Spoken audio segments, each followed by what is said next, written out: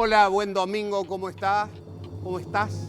¿Cómo la venís trayendo? Cambia Córdoba, cambia el estatus. Esta es una semana corta y vas a poder volver al bar. ¿Cómo será la experiencia después de más de 100 días? Casi 4 meses, 3 meses y medio. Yo la última vez que fui a un restaurante fui a Buenos Aires, el 15 de marzo. Después vino la pandemia. La pandemia ya estaba. Vino la cuarentena nuestra, el 20 de marzo, que dispuso el presidente. Cambió la vida de los argentinos. Cambió todo. ¿Qué quedará? ¿Qué quedará?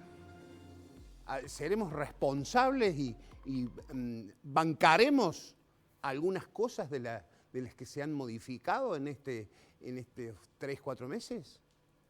¿O cuando llegue octubre, noviembre, tiramos todo al baúl de los recuerdos y de vuelta empezamos con lo de siempre? Estaría bueno conservar algunas prácticas de eso, ¿no? Bueno, la que pasó fue una semana complicada con muchos acontecimientos que van a contramano del buen convivir. Hubo denuncias preocupantes, sobre todo los tipos que son de mis tipas, que somos de mi generación, que somos naturalmente perseguidos, porque acá hubo terrorismo de Estado y eso no es joda. Entonces la amenaza de muerte, que te amenacen los hijos y demás, no es un chiste.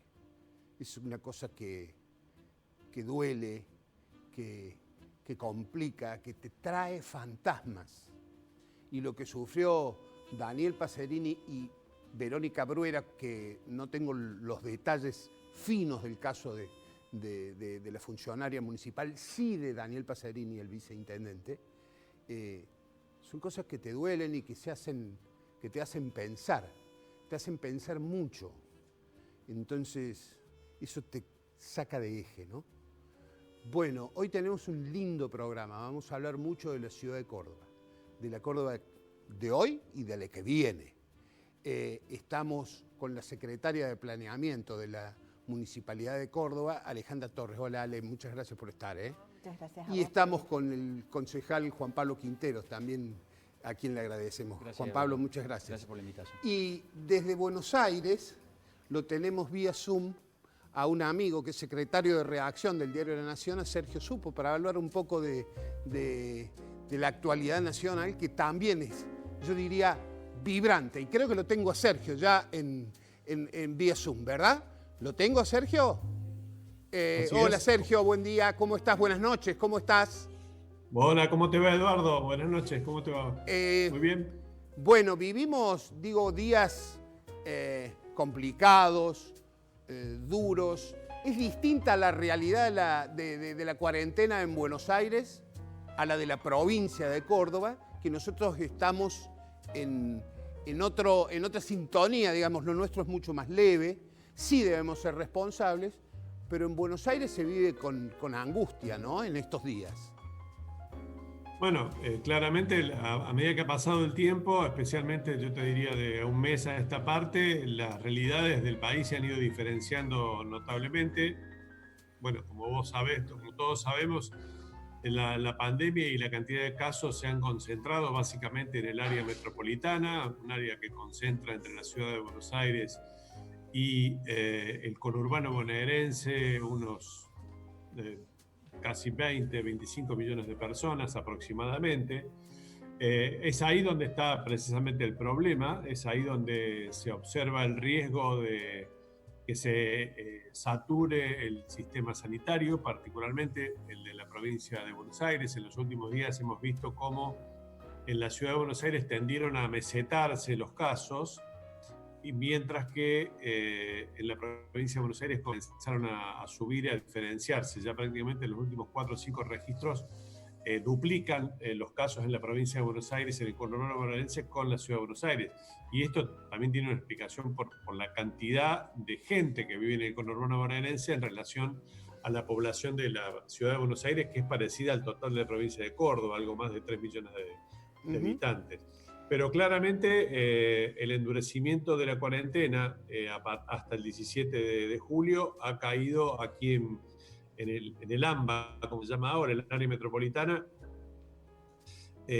como un duro peso por sobrellevar, teniendo en cuenta la cantidad de días de cuarentena, de encierro, desde el punto de vista psicológico, etcétera, pero además, fundamentalmente, por el deterioro gradual, pero muy consistente de la actividad económica. Y esto tiene consecuencias que ya son visibles. Basta circular por la calle para encontrar que los negocios que habían sido obligatoriamente cerrados, ahora han sido definitivamente cerrados por sus dueños. Estoy hablando de restaurantes, de tiendas, de distintos tipos de rubro que no han estado nunca habilitados o abrieron muy parcialmente durante 3 o 4 semanas sin nunca poder restablecer la normalidad.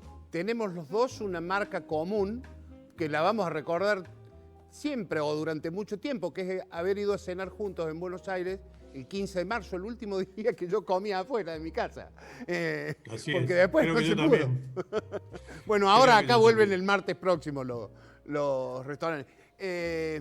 Bien, yo digo que las sorpresas que te genera todo esto y día a día, ¿no? Este programa recuerdo, por eso dije recién esta mañana, está siendo grabado, va a salir el domingo a la noche, pero lo dejo en claro porque la dinámica de los hechos es tan marcada y tan importante que puede haber modificaciones de aquí a dentro de unas horas. Cambia todo el tiempo. Pero yendo a lo político exclusivamente, Sergio, ¿cómo es la relación entre Cristina y el presidente Alberto Fernández? Entre Cristina y Alberto, porque se lo nota tenso. Yo no sé si este fallo sobre la AMIA contribuyó a profundizar la grieta interna de la dupla gobernante.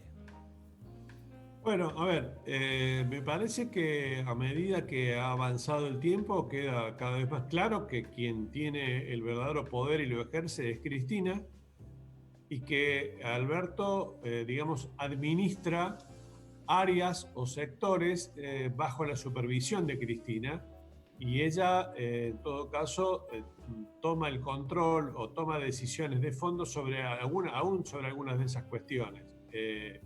Está claro que, por ejemplo, en el manejo de la deuda, que es una de las cuestiones que tiene que resolverse en las próximas horas, eventualmente, ella ha dado las directivas finales y que quien lleva funcionalmente, operativamente, el desenvolvimiento de esto es Alberto Fernández. Lo mismo que con el tema de la pandemia. Ahora, claramente, Cristina tiene una agenda propia que de alguna manera está restableciendo los últimos años del gobierno de Cristina. Ella tiene una agenda propia que es el desbaratamiento de las 13 causas de corrupción que tiene en su contra, una reforma judicial orientada a la domesticación del Poder Judicial, volvió a establecer como una, entre comillas, sentencia que hay una asociación ilícita entre el periodismo, la oposición y el Poder Judicial en su contra, esto es el mundo en contra de ella, para decirlo, digamos, con alguna ironía, de manera que hay una agenda de crispación política que le impedirá de aquí en más, con toda seguridad, a Alberto Fernández cumplir con su promesa de terminar con la grieta política. Y al mismo tiempo, la pandemia y la dimensión de la crisis económica que venía antes de la pandemia, pero que la pandemia ha agigantado en forma exponencial, no solo aquí, sino en todo el mundo, naturalmente, pero acá nos golpea más porque veníamos ya en recesión desde hace más de 5 años. Bueno, claramente también le impedirá a Alberto Fernández y a Cristina Kirchner cumplir la promesa de llenar la heladera. Ni terminar con la grieta, ni volvieron mejores, ni van a poder llenar la heladera. Esto hace obligatorio para Cristina y para Alberto reconfigurar las promesas y las expectativas. Y es esto lo que está, de alguna manera, en este momento, mientras el país está paralizado, reconfigurando la agenda discursiva del gobierno, en el que, como te digo, Cristina no es que tenga injerencia, tiene el poder real, y Alberto administra las decisiones que Cristina toma. Mi pregunta, Sergio, básicamente pasa por el rol que juegan los gobernadores en esto. ¿No pueden ser como unos mediadores de conflicto, habida cuenta de que hay gobernadores del peronismo que tienen poder real también en sus distritos, ¿no? Mira, los gobernadores han vuelto a ser personajes políticos absolutamente domesticados, por lo menos en esta etapa, y mucho más domesticados a propósito de que obviamente ya no se puede tomar endeudamiento que no sea del Estado y dependen absolutamente de las remesas que le mande el gobierno nacional. Y a su vez el gobierno nacional depende de la máquina que fabrica billetes, porque está fabricando, está generando obligatoriamente una expansión de la base monetaria sin respaldo porque no hay financiamiento externo, porque la Argentina está en virtual default, está renegociando, reprogramando sus pagos, pero lejos está hoy de conseguir un financiamiento externo que logre evitar el enorme déficit fiscal que además está creciendo. Es, tal vez decirlo, en el contexto de la pandemia con una economía paralizada.